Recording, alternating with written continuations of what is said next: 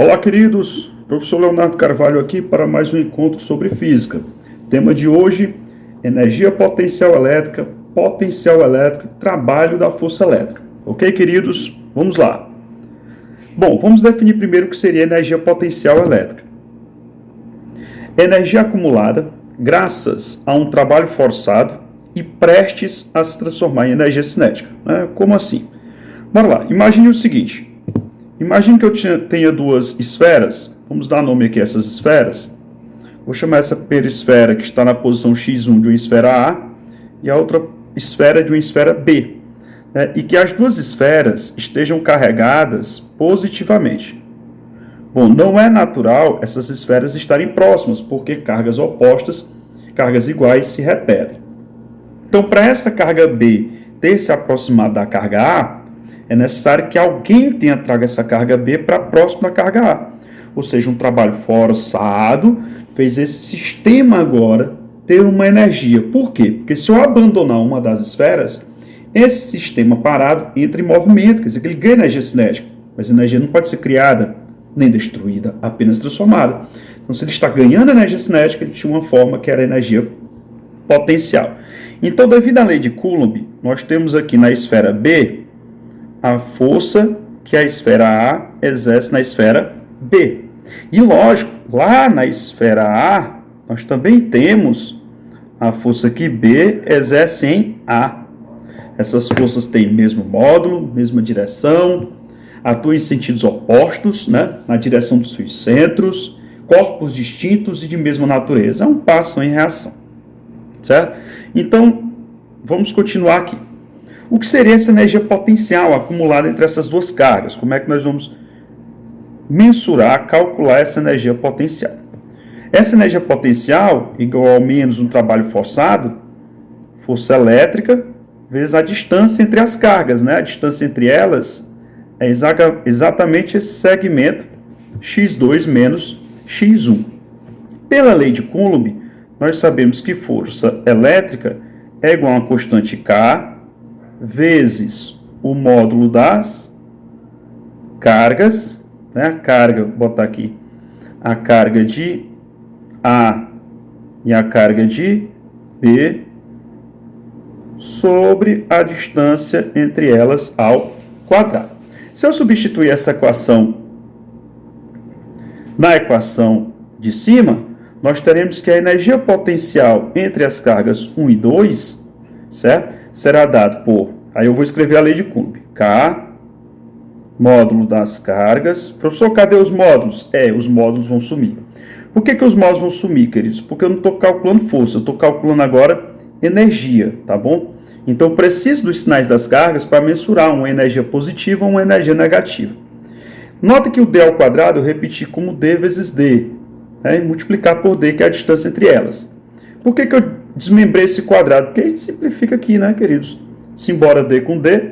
Então, a energia potencial entre a carga 1 e a carga 2 será dada por K, vezes o valor de QA, vezes o valor de QB, dividido pela distância entre elas. Vamos supor que eu tivesse um sistema de 3 cargas. Então, eu ia ter a energia potencial entre a carga A e B, a energia potencial entre a carga B e C, e ainda teria energia potencial entre a carga A e C. A cada par de carga, eu tenho uma energia potencial. E se eu abandonar uma dessas cargas, essas cargas que estavam em repouso adquirem movimento, entram em velocidade, ganham energia cinética, por estar com certa velocidade. Ganham energia cinética porque estavam perdendo energia potencial. Então, é assim que vamos definir a energia potencial. Constante eletrostática K, vezes o valor das cargas sobre D, que é a distância entre elas. Cuidado, porque para ser lei de Coulomb, as cargas são em módulos e é sobre o quadrado da distância. Bom, depois de entender o que é energia potencial, como é que vamos calcular o trabalho da força elétrica? Então, imagine que essas duas cargas sejam duas cargas positivas, como nós tínhamos feito anteriormente. Então, nós vamos mesmo sistema feito até antes. E aqui em B, nós vamos ter a força de A e B. Lógico que lá em A, nós também temos a força de B e A. Só que vamos imaginar que a carga A está fixa, que eu vou abandonar a carga B. ao abandonar a carga B, essa força elétrica em B faz B ganhar velocidade, faz B ganhar energia cinética. Uma vez que B ganha energia cinética, é porque ela está perdendo energia potencial. Então nós temos que já lembrar e anotar aqui, ó, uma variação de energia potencial positiva equivale a uma variação de energia cinética negativa e versa. Uma variação de energia cinética positiva corresponde a uma variação de energia potencial negativa.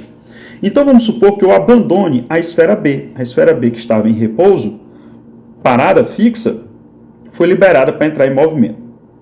Uma vez que ela entra em movimento, ela vai adquirir aqui uma certa velocidade, se deslocar até outra posição. Então, como é que nós vamos calcular nesse momento o trabalho para ela ir da posição de uma posição 1 para uma posição 2 qualquer, o trabalho sobre B, né? Aí você diz, professor, já sei, eu vou pegar aquela força ali, ó, força de A e B, e vou multiplicar pelo deslocamento que ela sofreu. O problema, queridos, é que para usar essa equação aqui, é necessário que essa força seja constante. E à medida que B for se afastando, à medida que a distância entre elas muda, a força entre elas também muda. E quando a força entre elas muda, eu não posso usar essa equação. Mas lembra que nós acabamos de falar que um trabalho forçado faz o sistema ganhar energia potencial? Então eu posso calcular o trabalho em função da energia potencial. Eu posso dizer que o trabalho, ó, entre as posições 1 e 2, nós podemos até usar o enunciado aí que eu coloquei para vocês, ó, trabalho, energia necessária para variar a velocidade ou deformar um objeto. Então nós podemos calcular o trabalho tanto pela variação da energia cinética, né, que é variar a velocidade, variar a energia cinética, como eu posso calcular o trabalho também pela variação da energia potencial. Agora, eu tenho que lembrar que o trabalho ele é o oposto da variação da energia potencial. Por quê? A energia potencial, o ganho de energia potencial com o trabalho forçado.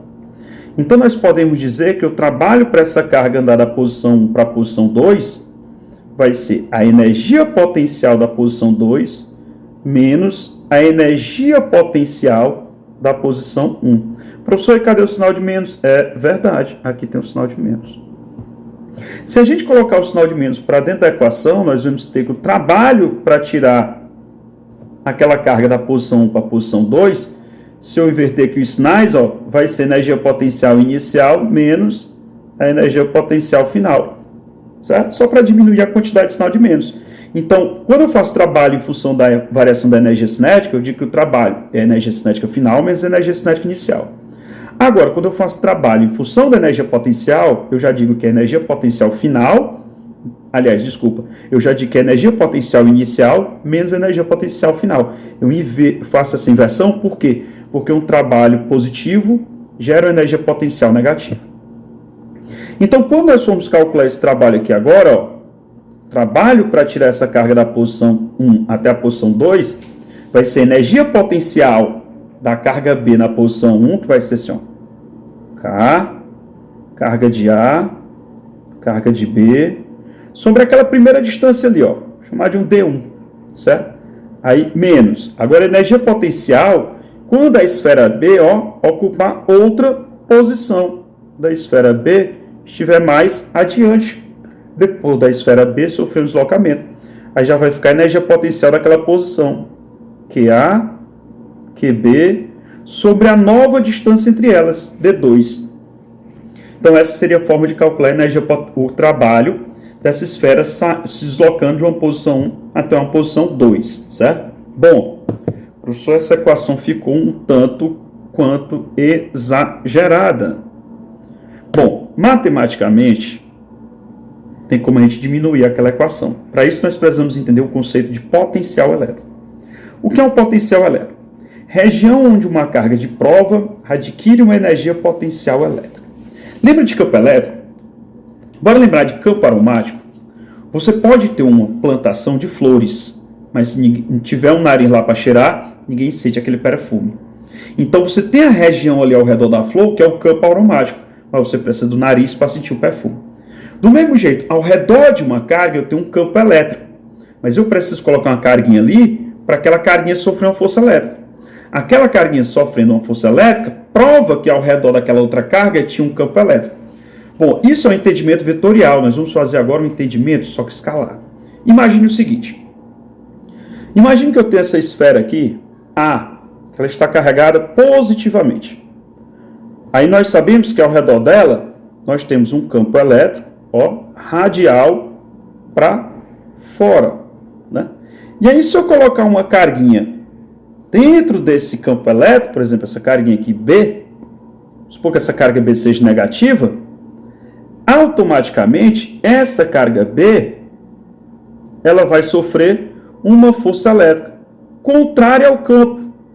Por que B está sofrendo uma força elétrica contrária ao campo? Porque a carga B é negativa.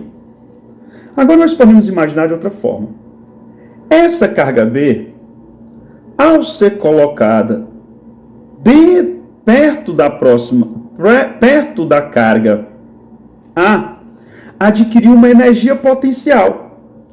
E essa energia potencial que a carga B adquire é dado por K, valor da carga de A, valor da carga de B, sobre a distância entre elas. Então, nós vamos definir o potencial elétrico daquela posição como sendo toda aquela energia, só que, sem a carguinha. Então, o que sobra? Sobra K, carga A, sobre a distância. Então, essa equação mais simples do que o campo elétrico, lembra que o campo elétrico é K, carga sobre D ao quadrado? Ela serve para você calcular o potencial elétrico de um ponto. E se eu pegar pontos equidistantes da esfera A? Em todos esses pontos equidistantes, nós teremos uma superfície equipotencial, quer dizer que os potenciais serão sempre os mesmos. Campo não, porque campo é vetor. Então, em cada local desse, o campo aponta em direção diferente. Já o potencial será sempre o mesmo. Olha que coisa interessante aqui, A superfície equipotencial forma com o campo elétrico um ângulo de 90 graus.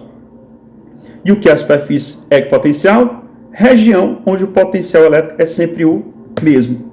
Professor, mas beleza, o senhor falou dessa matemática aí? Como é que essa matemática vai facilitar nossas vidas? Não o potencial elétrico, mas a diferença de potencial elétrico. Se nós lembrarmos da equação que nós montamos para o trabalho, a energia trabalho para uma esfera sair de uma posição 1 para uma posição 2 ficou assim, K, carga A, carga B, sobre D1, menos K, carga A, carga B, sobre a distância D2. E aí, se a gente lembrar da equação que a gente acabou de montar sobre potencial elétrico, eu posso dizer que K, carga sobre D1, é exatamente o potencial da posição 1. E que K, carga sobre D2, é exatamente o potencial da posição 2. E a carga B foi a carga que se movimentou. Então, nós podemos calcular a energia trabalho para uma carga andar entre duas posições como sendo a própria carga que vai se mover, potencial inicial, menos potencial final. Olha o que é que eu tenho aqui dentro de parênteses, potencial inicial menos potencial final. Isso nós vamos chamar de U. Isso nós vamos chamar de diferença de potencial. Isso quer dizer que para uma carga ter energia para andar entre duas posições, é necessário que entre aquelas duas posições exista uma diferença de potencial elétrico. E aí eu reescrevo a energia para uma carga andar entre as duas posições como sendo a carguinha vezes a DDP entre aquelas duas posições. Certo? E aí, olhe como a expressão ficou bem menor. Em vez de falarmos de energia potencial, a gente fala de potencial elétrico. E que uma carguinha se move devido à diferença de potencial elétrico. Essa diferença de potencial elétrico, lá na eletrodinâmica, a gente chama de fonte. Toda fonte tem que ter uma diferença de potencial. Para quê? Para colocar a carga em movimento, para que gaste energia elétrica. Ok, queridos? Nas aulas a gente tira mais dúvidas, tá? Então, não se esqueçam de curtir o canal, dar o like, ativar o sininho, se inscrever, compartilhar com os colegas e divulgar aí para nós. Beleza, queridos? Tamo junto. A todos, paz e muita saúde em vossos coraçõezinhos. Tchau, queridos!